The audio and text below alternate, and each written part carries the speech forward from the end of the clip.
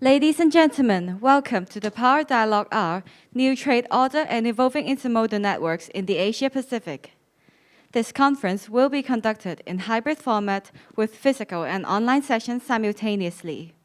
Now, without further ado, may I hand over the stage to our moderator, Mr. Billy Wong, Deputy Director of Research of the Hong Kong Trade Development Council.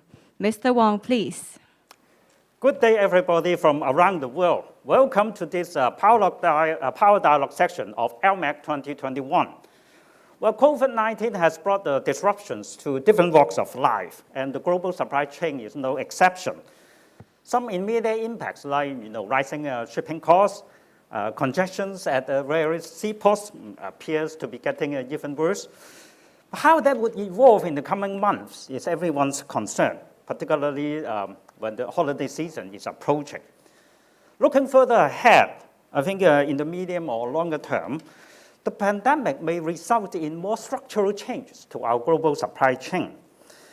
Besides the pandemic, there are other major developments, including regional trade agreements like the RCEP or CPTPP, developments like technology advancement and adoption, the growing emphasis on sustainability or ESG factors may also have structural implications to our supply chain and logistics services. With that as the background, in this Power Dialogue section, we are going to discuss the topic New Trade Order and Evolving Intermodal Networks in the Asia Pacific. Joining us today are three distinguished panelists. They will share with us from different perspectives, an ocean carrier, a forwarder, as well as a shipper. To my right is Mr. Raymond Fung, Director of Trade of Orient Overseas Container Line, OOCL. Mr. Fung joined the OOCL in 1983 and has served in various capacities, including General Manager of Operations, Manager Directing or Director of OOCL of UAE, Director of Australia Trade, and General Manager of Corporate Methods and Tools. Raymond has been a member of OOCL Executive Committee since 2015. The second speaker is Dr. Kelvin Leung, CEO of DHL Global Forwarding in Asia Pacific. Dr. Leung has joined the DHL for almost 20 years and has also held various positions, including Vice President of Southeast Pacific Region, Chief Executive Officer for North Asia Pacific. And he also holds a number of positions in both local and international organizations, such as the Chairman of CS1 Hong Kong, Vice President of the Chartered Institute of Logistics and Transport, Honorary President of the Hong Kong Logistics Management Staff Association. Kelvin is also a fellow member of Chartered Institute of Marketing. Last but not least, Mr. Joseph Fee, Group Chief Executive Officer of Li & Fung. Mr. Fee leads Li & Fung's supply chain solutions, onshore wholesales, and logistics business to bring a unique and end-to-end supply chain offering to its customers. He has more than 20 years' experience at Li & Fung and has organically grown its logistics business over the past 2 decades. Joseph is also an honorary advisor of the Asian Logistics and Maritime Conference. Welcome, Raymond, Kelvin, and Joseph. Thank you very much for joining us here today. Well, coming back to our discussions, today's topic, may I first invite each of our three panelists to give us a brief overview on the immediate impacts of the COVID and also some longer-term structural changes they see on our regional trade orders. Then we'll have a more dynamic discussions among our panelists and questions from the floor as well. So may I first invite Raymond of OOCL to share his overview with us. Okay, I think these 2 days, will center around the maritime side, land side operation, and the digitalization side. Despite I come from the maritime background, but in fact, nowadays, as a service provider, we can not only say we are specialized in the marine times, because in our industry, we have evolved into somehow part of the end-to-end delivery service, which, I mean, definitely we have to touch upon the landside operation as well. So, of course, I could give a brief background about the maritime's, the changes. Obviously, the changes of the maritime in terms of this, how to adjust our capacity supply to cater for the change in demand has been ongoing in the past, I could say, 18 months since the pandemic has somehow evolved. Of course, the extent the government took in all this social distancing, curfew, or lockdown will affect all of us, I mean, in this supply chain, all the stakeholders around. So as carrier, of course, we will have to adjust our so-called capacity accordingly based on the different requirements of customers. This is maybe you say a general statement, but in fact, for us, we have to, as carrier, involve in more dialogue with each and every customer that we have been dealing business with in the past decades. Or we have to cater for certain small and medium-sized customers who did not deal with us, I mean, in the past 1 or 2 years. All these different changes in demand and requirement require us to adapt quickly to our change in capacity. When I say capacity, of course, nowadays we talk about effective capacity. In the supply side, I think most of carriers have already deployed all their available resources, which they have been self-owned or have been long-term chartered in terms of vessel supply.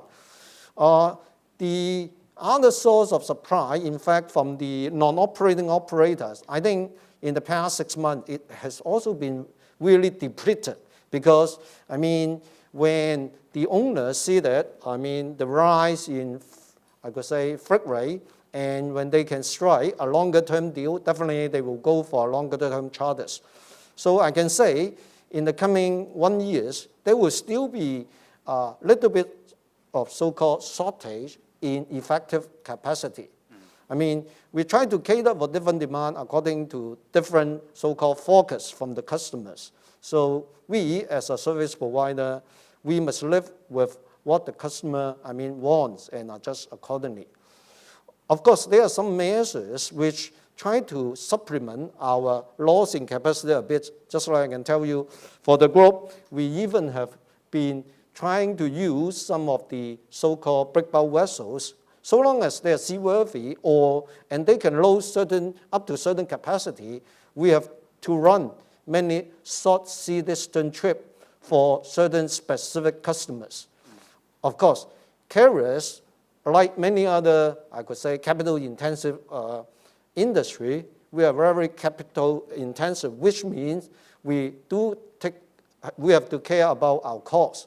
But in this stage, I mean, trying to contain costs is one of the important missions, but at the same time, I still think how to tie in with a customer for longer term is still, I mean, one of the main, I could say, direction of most of the global leading carriers. For this part, I mean, we have to play a part. The other way to supplement our loss in maritime effective capacity definitely is in the landside operation. Landside operation, I refer most to the train developments that, I mean, in Asia, we can't. I mean, when we talk about train development, we must be talking about the trains that operated to China because of their vast piece of land and the economy of scale when you use rail instead of truck. Put aside the environmental, rail definitely have less emission than truck. So I could say the so-called land bridge operation has been keep evolving in the past 2 years from China to Europe.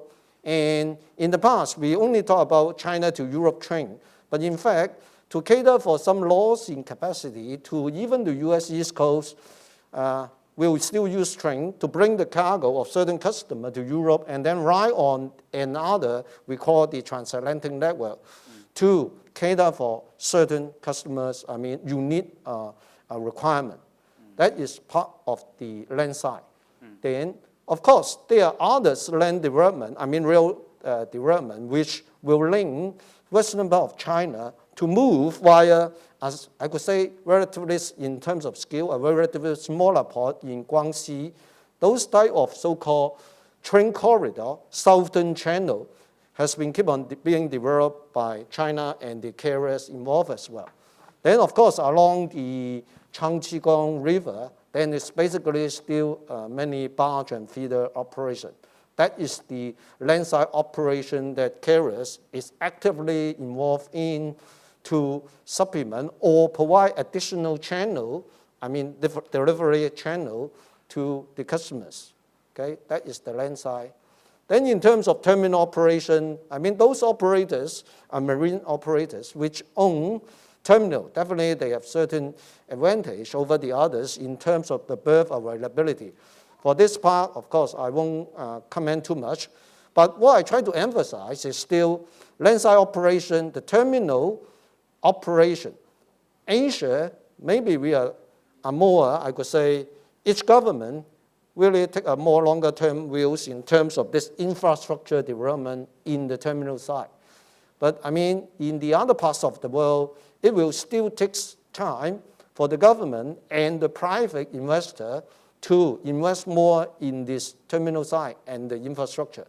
In fact, without the ocean network and the terminal, all our delivery will be chock-a-block in the coming, I could say, still a few months. Okay, that is the landside operation. So all in all, I could say nowadays in our so-called ocean carriers, we talk about end-to-end. We cannot separate our marine network with the landside network plus digitalization. But of course, during those pandemic days, which we have to keep social distancing and different lockdown, different curfew, have triggered the fastest development of so-called digitalization or e-commerce in different ways, in different scale. But for carriers, it provides us opportunity, or we call it omni-channel for customer. If they want to be certain about certain delivery, they can now go online to book the space, which we provide or guarantee the equipment supply. This will provide certain reliability or dependencies for customer who need to prioritize their cargo movement. Having said this, of course, from the beginning, I already mentioned, for some long-term or contract type of customers, we did have to honor certain commitment. It's not because their contract rate is now, I could say, 20% or 30% of the so-called FAK rate. Then we try to so-called reduce the support. Only talking about from our side or OOCL side, we did honor the so-called commitment. Despite, of course, in our industry, it's a well-known bad practices. We always say the contract in the past have not been honored by both sides, from carrier side or the customer side. This, in fact, has changed since this year. And when we enter into the next 2 years, in fact, more customers, they have to really assign certain priority of their cargo based on some, I could say, contract business. And both sides honor the deliveries. And I can only urge some customers, try not to overstock, because the current logistic disruption, I could say, sometimes is because the focusing the demand is a difficult job. But nowadays, with the so-called digitalization, e-commerce, or some carriers use AI, or some customers use AI, I hope they can better focus the demand, and carrier will come up with different size of ships, different routing to cater their requirement. That's a little bit of overview from my marine side. Good, okay. Good. Thank you very much, Raymond, for his sharing. I'm glad to hear about, talking about, how to cooperate with the railway, intermodal connection. And we'll come to that later on. Next, may I invite Kelvin from DHL to share with us. Thank you, Billy. Good morning, everyone. It's indeed a very big topic. We can spend hours and days to talk about the topic today. But I intend to highlight a few areas to stimulate thoughts in our discussions today. And first and foremost, of course, the pandemic itself. It has certainly changed the way our industry is working.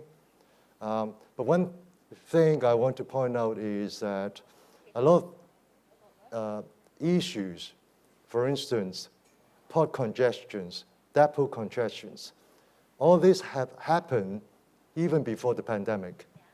So these are infrastructural issues that existed, but it's only been triggered because of a pandemic and amplified the magnitude of the issues.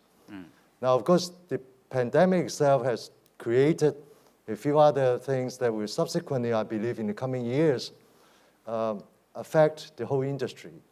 Case in point, the creation of shortage. For instance, labor, because of the lockdown and the delays in operations, the contractions, all these are creating shortage of equipment, for instance, longer turnaround time, less reliable schedules, less reliable supply chains. All these are being created as a result of the pandemic. Now, I think there are also different attributes that the pandemic itself has caused to the industry.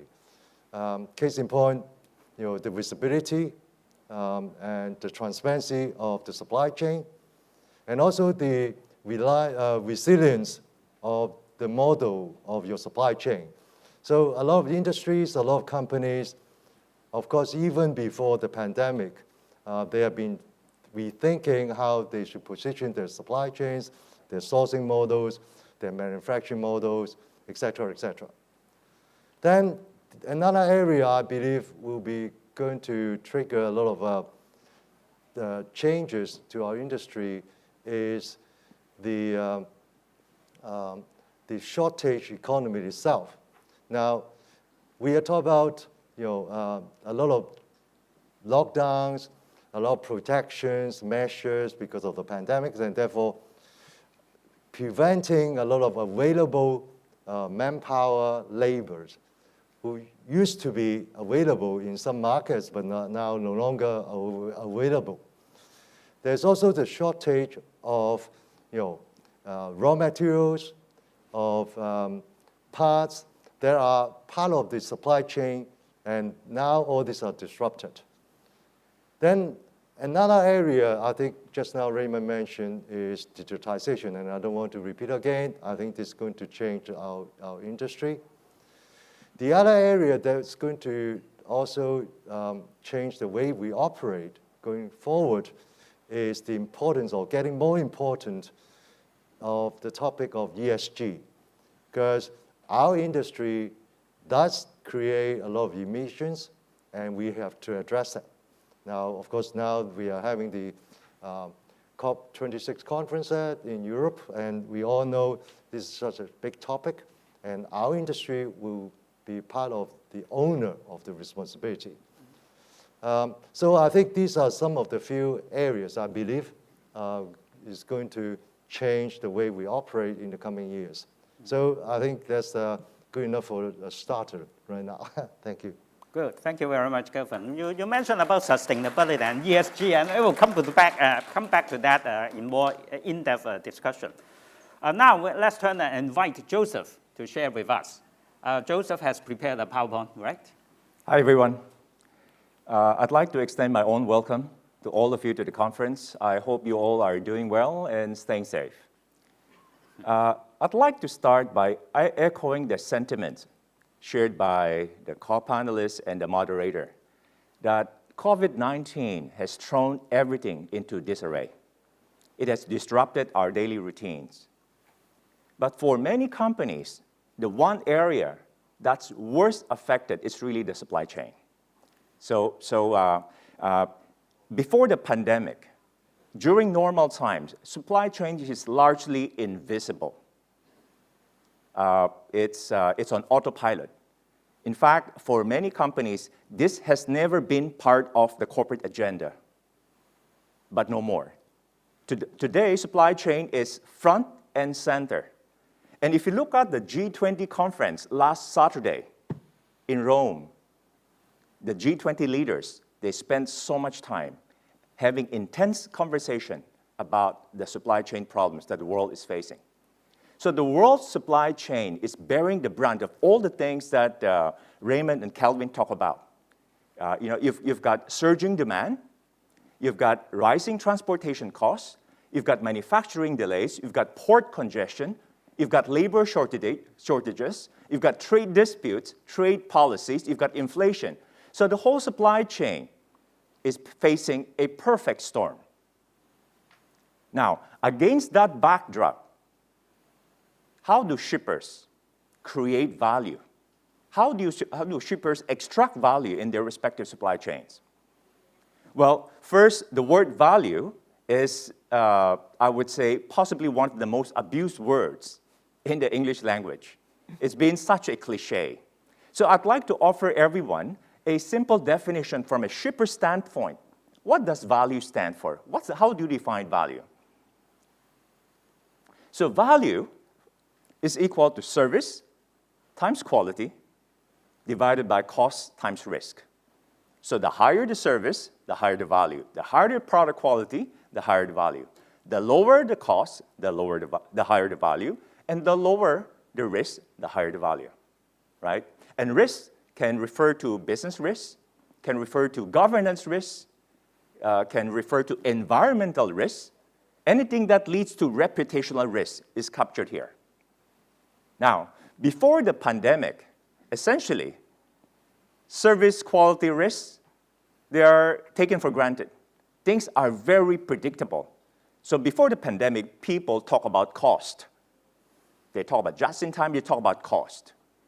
But with the pandemic, things are starting to be unpredictable, and you've got to have an optimum combination of the 4 levers of value. Now, how do you do that?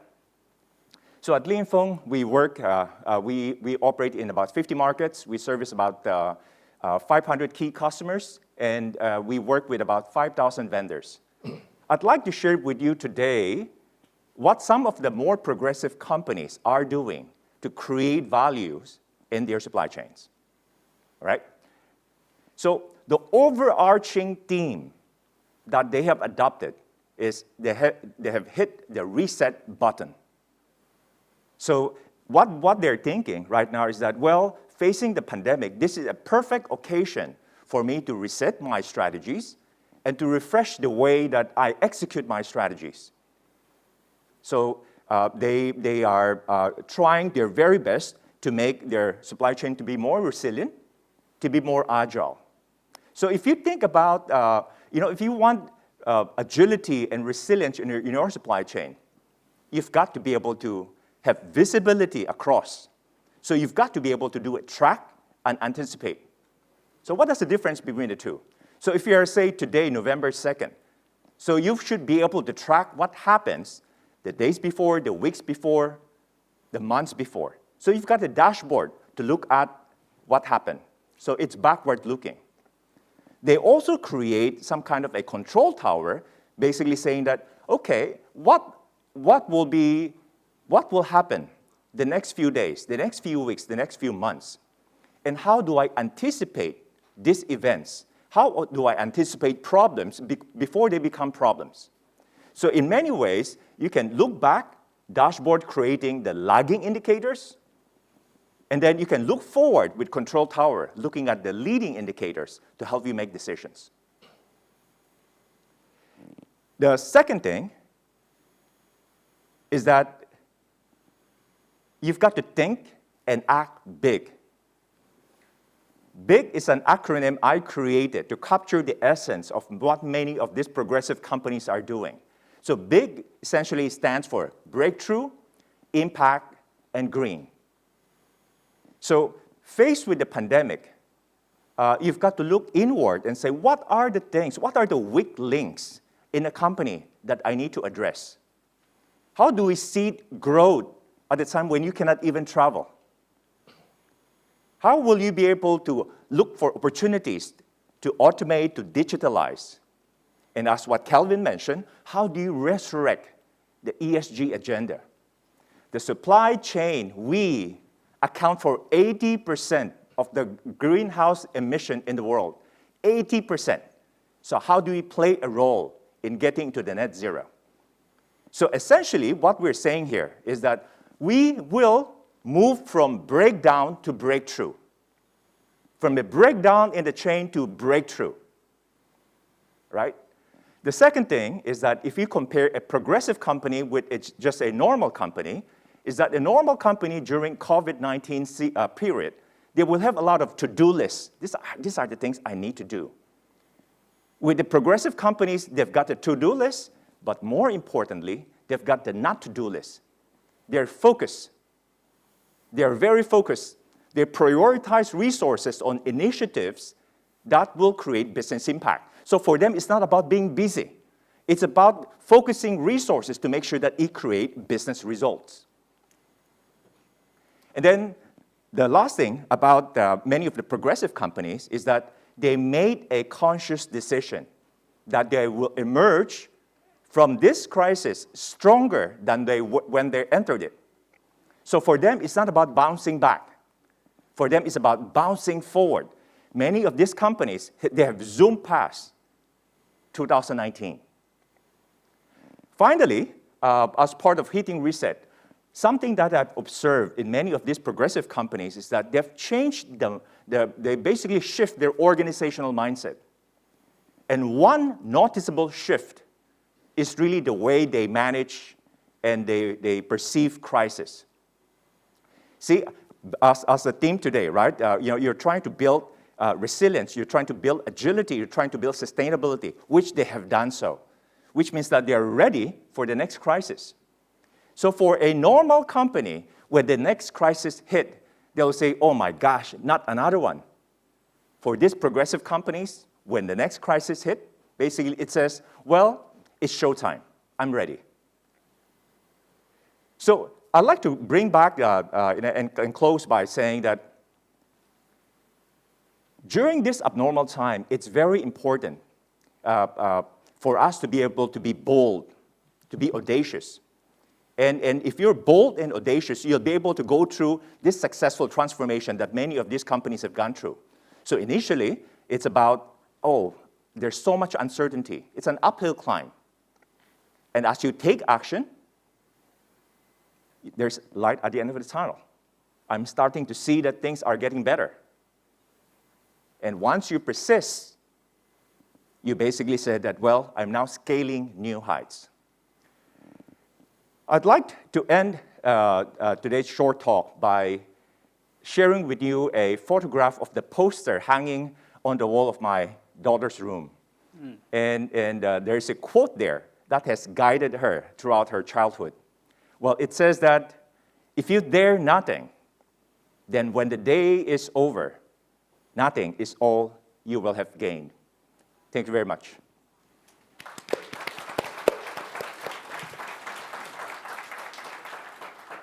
Thank you very much, Joseph, inspiring sharing. Well, from breakdown to breakthrough, I mean, that is a very inspiring statement. That reminds me of, currently I've read some analysis saying that our supply chain is shifting its model from, under the pandemic, shifting from just in time in previous, a paradigm shift to just in case. So companies may be working through different alternative sourcing strategies that may include a diversification of sourcing from different origins or keeping more inventories at the market in case of disruptions. The first question I would throw out to our panelists is, do you see that is happening or envisage that is happening? And what are some of the alternative sourcing strategies under the pandemic in the longer term? Well, maybe I can start answering the questions. So again, I think to me, the pandemic is only a trigger, it's a catalyst. And we noticed very well from our customer base, even before the pandemics, there were discussions and also redesigning of the modeling of the supply chain. Case in point, of course, is also the play of the geopolitics, the coupling between the major economies, partially. So there are companies and industry trying to sort of mitigate as much as possible where they source, where they manufacture. Of course, in the course of that, they also realized any change is not cheap. And you can imagine that you can move your assembly line, but your suppliers can not 100% follow you all the way. So there are migrations of a factory plant, maybe from somewhere in mainland China to Southeast Asia. However, there may be clusters of hundreds of suppliers. Maybe 10% of them can only move along, but the rest of them, they may stay put. So that means there will be an extra leg of cost of movements of parts or materials. And these are going to cost companies and industry a lot. And this is the price one might have to pay for if you want to mitigate the risks. So I think it's not an easy answer, but I can imagine that triggered with the pandemics, I mean, more companies, more industry will start to rethink again, even versus the plans they had before the outbreak, and what would be the best interest of going forward. Mm-hmm. Joseph, you have anything to add Raymond, thank you so much for asking the question. So I think the immediate response of many of the shippers is that, well, in the past, it's just in time. It's to the down to the clock and to the minute.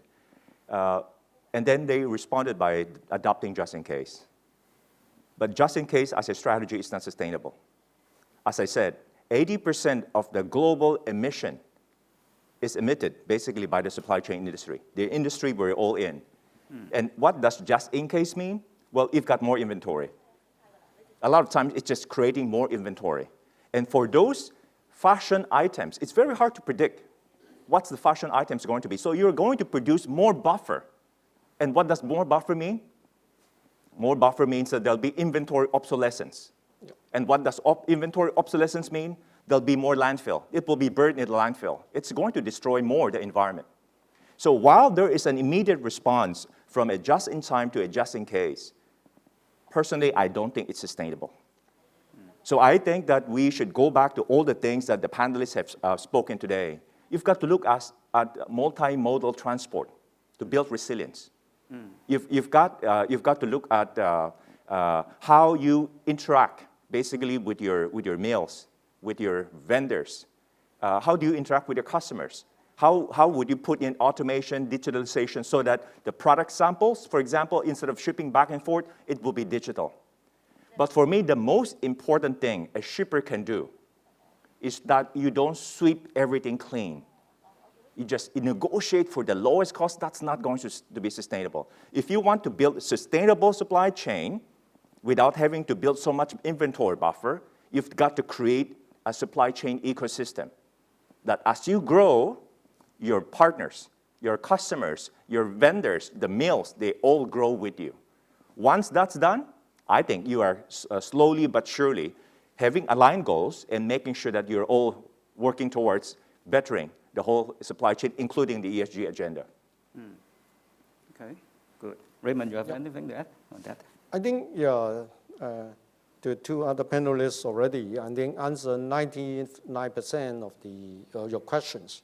So, of course, the pandemic, outbreak also triggers some of the manufacturers or customers rethink about their previous diversification or divestment to different countries in order to lower the cost. Because I think as I mentioned, different government measures to contain the virus will trigger a different dependability of labor supply. And labor cost definitely now is the most, difficult situation for all of us to deal with in this supply chain, right? Without labor, how we can move from the first piece of manufacturing to the last piece to the retailer shop to the consumers. So many people talk about near sourcing. Yes, this will happen to some extent at the destination side. In the Asian environment, I think in the past, over 15 years, logistic provider, they have already come up with many different types of models, multi-drop or multi-pack, choose of some transshipment hub, or moves multi-container to one hub point, and then we consolidate again. So I think in Asia, different model has been tried already. The pandemic things will trigger them to really rethink, how to really predict what you want, and then talk with your logistic supplier, carriers, landside operators, to deliver what you want. Of course, sometimes there will be a one-year forecast, and now even a quarterly forecast may not be good enough, depending on what commodities you are talking about. Right. All our industry have already got into the very commodity base, using the demand model and a little bit of so-called AI to help with all this. I do agree, Joseph mentioned about the value. Yes. Value, he already mentioned service, quality. That is dependability, and you have to pay a cost of it. At the end of the day, cost is part of the selling price, for consumers. I put aside all those, whatever different governmental subsidy, that is not the topics, we try to get involved in. Otherwise, then there are really a different national type of strategies, okay? Good. Yeah. Thanks a lot. Well, I think all our panelists mentioned one thing about the ESG factor, or sustainability development. In fact, I think that kind of consideration are getting more and more important in our business world. How would you see such a consideration would affect our, supply chain management and logistic services? In the equation mentioned by Joseph, the value equation, how would that, consideration affect your equation? Maybe would Joseph start to comment on that? Yeah. First, for us, just want to share our own experience. Different companies have different ways of tackling ESG. For us, it's about having the end goal in mind. So we have subscribed to the science-based targets, and we are a signatory to the 1.5 degree target above the pre-industrial level. So that's what we're out there for. And so against that, you'll work with the Science-Based Targets Institute. They will be coming up with a list of action programs. So a few things I'd like to share with you. The sourcing industry, to produce a piece of shirt and a pair of jeans, you need 20,000 liters of water. And that's a no-no, right? 20,000 liters of water just to produce a piece of shirt and a pair of jeans. So what we're doing right now to invest heavily into a washing process that uses less water. There's a process called ozone wash, for example, that will reduce water consumption by 90%. And in logistics, there are quite a number of things you can do,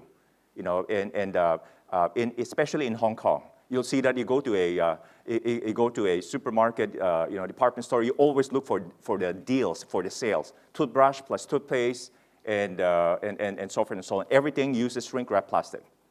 So what can you do to replace them? And for us to ship products out of our distribution center, every time that you've got to wrap it around many, many times so that it will be standing still, especially if you're shipping abroad, what you can do is that can we use a reusable strap? So there are so many things that we can do. And for us, as soon as we sign the science-based targets, the next thing is that we're now measuring capturing data on how much greenhouse gas do we emit. We're in the process of verifying. And then as soon as we have that, we are setting the baseline. And every year we'll be setting targets for us to achieve. And this is something that we'll make public. This is what we intend to achieve. This is the results.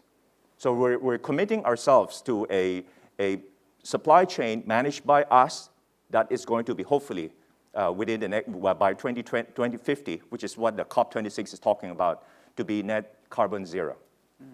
Okay. Well, how about the ocean carrier side? I think the ocean carriers, all the audience here or the foreign days, you will hear a lot of so-called, we are quite regulated type, or we are quite a compliance type of so-called service provider. In fact, IMO have already come up by 2023 January. All your ships must comply with so-called a specific program called EEXI, which is energy efficient type of emission.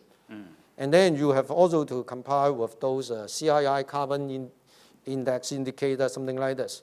So that means you have to come up, first is all the emission come from the, first is technical part is the design of the ship. Then the next part is the operation side.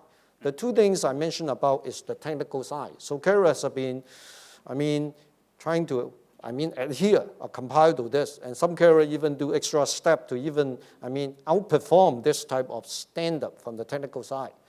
Then the other operation side, definitely, there are already some technology about so-called air lubrication and how to design the bulkhead, the rudder, to reduce the friction. All this is the operation part. And then, of course, carriers have been using different so-called AIS system to try to slow steam. Like, of course, when I mention slow steam, then people will ask, whether it means further shortage of capacity. I think that may be part of it, but you will also hear the order book. In fact, despite, depends on what reference point we are referring to, the order book for new order ships, all these ships are being decided very fuel efficient, okay? And I could say the scrapping of the ship or those who cannot comply with the IMO regulation, somehow the vessel have to be scrapped. So in our industry, maritime, we follow the IMO, which is an international class, that type of society, which, set up the standard, okay? By the way, despite I always say in terms of the transport means, vessel itself is not so the major culprit of this gas emission. There are still trucks that, the land side, you hear a lot of this electrical cars. Then the last part of this is the fuel we are using. So some carrier, because of course, they already use, when they build the ships, they already have this so-called LNG. But in fact, I can tell LNG can solve a short-term problem. It's not the ultimate so-called carbon zero.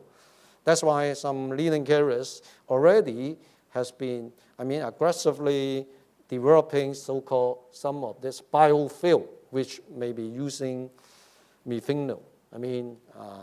That type of so-called R&D and how to work or even acquire this type of so-called very R&D type of field development, some carrier did involved in.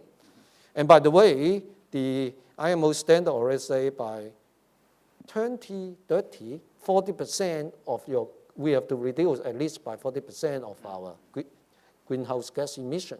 So for us, marine science is clear, the milestone has already been quite clearly set. I see. And I think all of us who are shipbuilder, ship owner, we have to do it for the sustainability of the whole stakeholders. Everyone have to do his part. Okay. Good, thank you. Well, I think our panelists also mentioned another development is the adoption of new technology. One of them is digitalization. To what extent do you think new technology are affecting our supply chain management, and how will they help us in dealing with unexpected future shocks like the pandemic in the later stage? Kevin? Well, certainly the applications of new technologies has already started, especially, even Hong Kong example, right? The land price is so expensive, the supply of manpower is also very limited and also very expensive. So any investment into robotics, into automatic solutions, you have your return of your investment within a fair period of time and also with a very good reward. So for such a highly dense markets, some of the major metro cities are having, all these are worthwhile the investment into these areas. Maybe if I can just on the ESG topic, I think it's also important because it's at the bottom of my heart that this is something as a company, Digitization is also very committed to. And we are committing to the market that by 2050, we will go carbon neutral. And from now till the next few years, we're going to spend 7 billion euros into investing into the green technologies. And there are 3 areas we're looking into, and I think I just want to borrow some 1 minute on this. Is that green optimization of our supply chains is one area. The offsetting is another area. However, these 2 areas do not bring us to carbon neutral. So the third area that we have to work on collectively is insetting.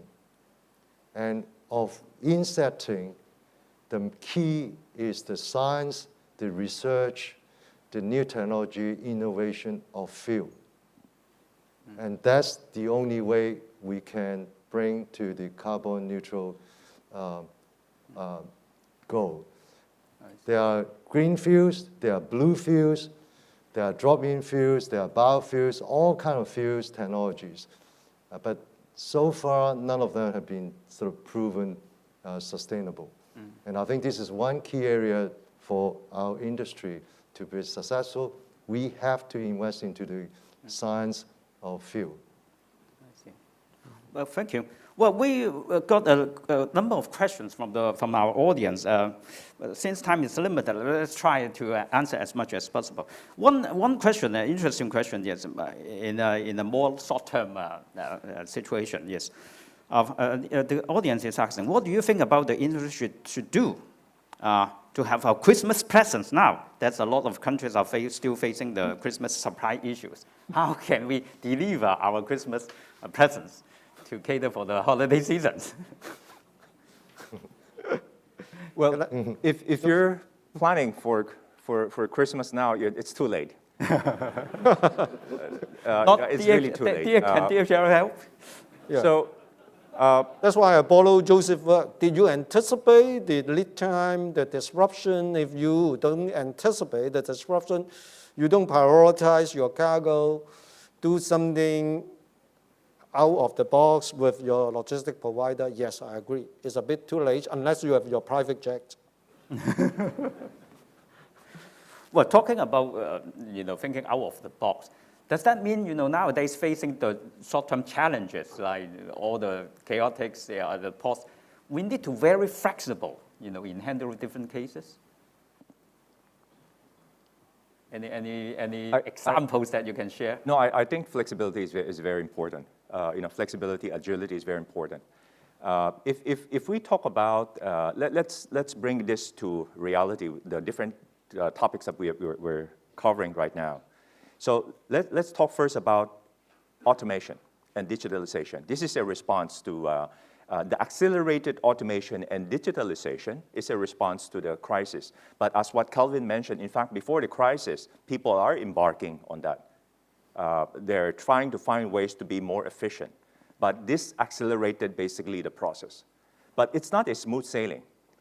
While a lot of companies are doubling their capital expenditure for automation, and we are doubling our capital expenditure for automation, especially in logistics, it's not actually smooth sailing. Why? So today, I think during the early part of the conversation, Raymond talked about a very important point. A very important channel right now that accelerated its growth is the omni-channel, right? You buy online, you pick up from the store, you go to the store, you buy online, and so forth and so on. But the online business is highly subject to a lot of events. So as we are speaking today, we are into the 11/11. 11/11, Singles Day, started yesterday. It will last for 11 days. The entire 11 days account for nearly 15% of a total sales of a company in a whole year. So there are lots of spikes. If you put in automation, what happens when you're having a downtime? We've got depreciation, and many of that equipment is not being utilized. So I think what we need to do is to have an industry-wide solution to tackle the issues. You cannot just put in automation to address a short-term spike demand while retailers are going into these events after events. By the way, those events are not helping because you're artificially creating huge demand over that 11 days, and everybody, including logistics providers, everybody suffers. For us, we're a medium-sized logistics company, LF Logistics. We have to train nearly 10,000 employees just for this 11 days, temporary employees. So I think as we talk about the solution, it has to be industry-wide. You cannot be knee-jerk. You cannot be just responding to a short-term issue. I see. Yeah. Well, any comment? No, I agree this point, just like, some customer complain carriers about not providing space or not providing equipment. As a responsible carriers, I think we do what we can already, if basing on the growth and the growth in fleet size. Capacity-wise or equipment-wise, I think we already provide more than the TEU growth. In my industry, we talk about TEU growth. But we cannot keep on, paying higher price to secure, because I pay high price to secure the supply at the end, I will pass on. Somehow I have to share part of the cost with the customers. And we cannot look just for this moment or this year, because we talk about any of our industry asset base, very heavily invested. The asset, one box can last at least 13 years, one vessel 25 years. So we cannot, afford to pay, let's say, extraordinary to secure very short-term type of demand. We have to look a bit longer term, 6 months, at least 1 year type, depending on what capital or capex you are talking about. I see. Okay. Well, we got another question from the floor, which I think is also interesting. The question is like this. Higher price, obviously it's talking about the shipping costs, or container shortage were due to imbalance of demand and supply, on site. Without transparency, digitalization of supply chain, it's hard to rematch the demand and supply. So how would you see applying technology can help us to rebalance the demand and supply? Well, I can start off with, just give one example. Container equipment, right? This is a global issue. And it's triggered primarily because of congestions, irregularities, hiccups, bottlenecks in the supply chains, and therefore, take for example from Asia to West Coast USA, maybe a sale schedule of slightly less than 20 days, 14 to 18 days, plus the unload time, plus the turnaround. Before the pandemic, if the port operates normally, you're talking about 20 plus to 30 days in total turnaround time.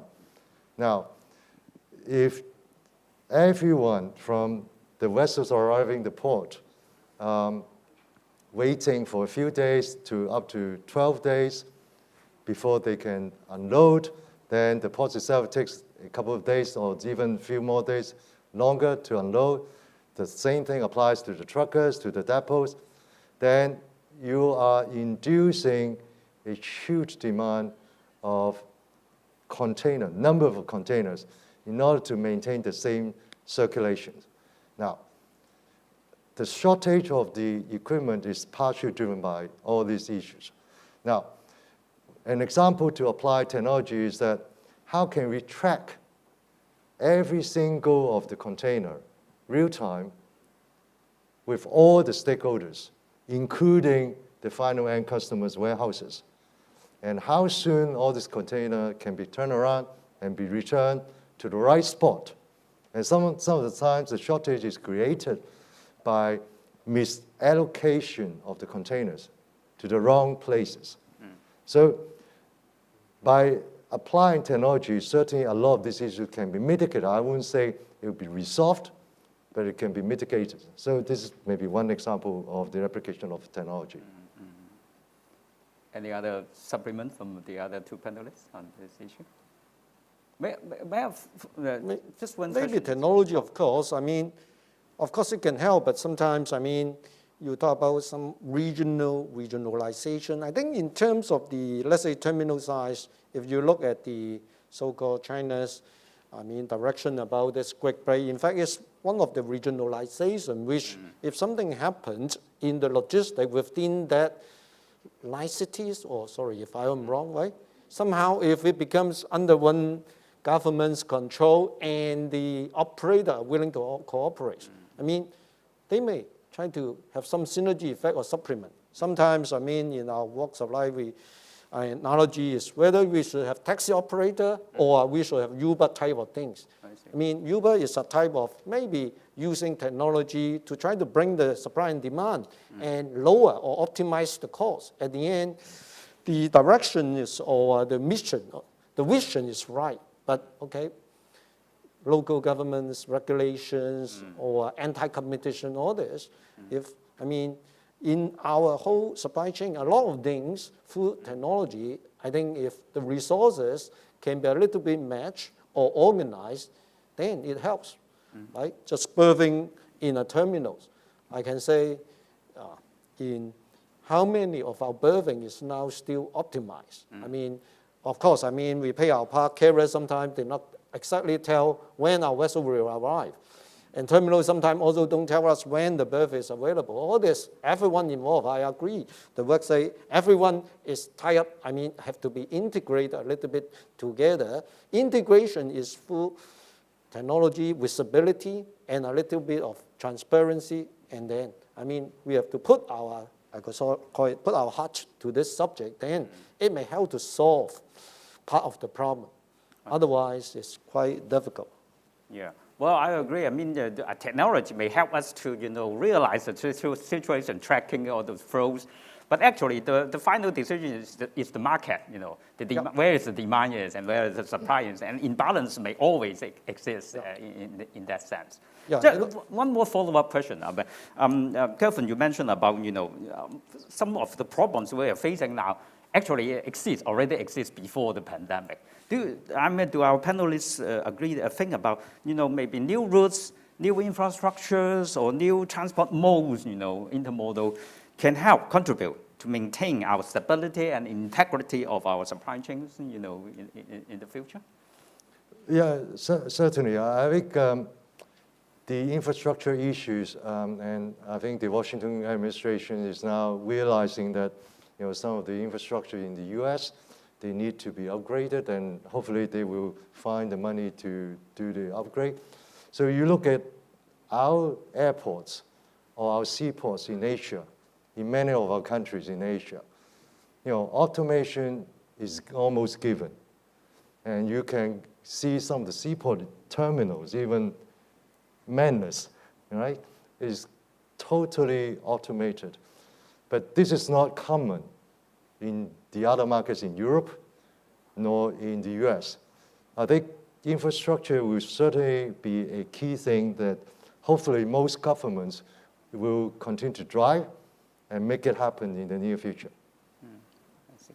Any further comments? Well, I will not comment on this. I think they've talked about this ad nauseum. I just want to hopefully end this very lively discussion on supply chain by talking about the most important component of the supply chain, which is all of you, the people. I am an industrial engineer, and we talk about forecasting. I thought I was an expert in forecasting. All the things that I've learned in the past are pretty useless today. So I think we've got to find new ways of engaging our employees. We've got to find new ways of retraining our employees. We need to find new ways of motivating them. You've heard of the term, the Great Resignation. That's happening in the States, in Europe. I think at some point in time will be in Asia. People are leaving their jobs in droves, especially the young people. They want to find better purpose and vision and meaning in their lives. And so as you look at your people strategy, hopefully when this phenomenon comes here, that you'll get at the receiving end, you'll be at the better end of the stick. That with all this reshuffling, you'll end up with a better talent pool, because at the end of the day, a robust supply chain is determined by how robust your people are in responding to change. Thank you. Raymond, you have a final comment on? Yeah, as I just used the word, if all the stakeholders, I mean, put our hearts to it, hearts, of course, from my organization viewpoint, then Joseph talked about the investment in talent in different fields. I mean, how to, encourage, those different parts of our segments, how those researchers and younger guys join and come up with new idea. I think it's important. Yeah. Okay. Thanks a lot. I think we have heard a lot of, exciting development, and they are also challenging.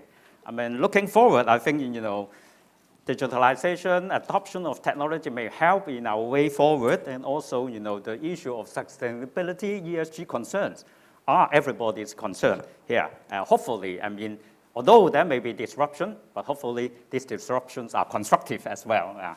Okay, thank you very much for our all three panelists here sharing, and hope to chat with you again next time here on the similar platform. Thank you again. Thank you.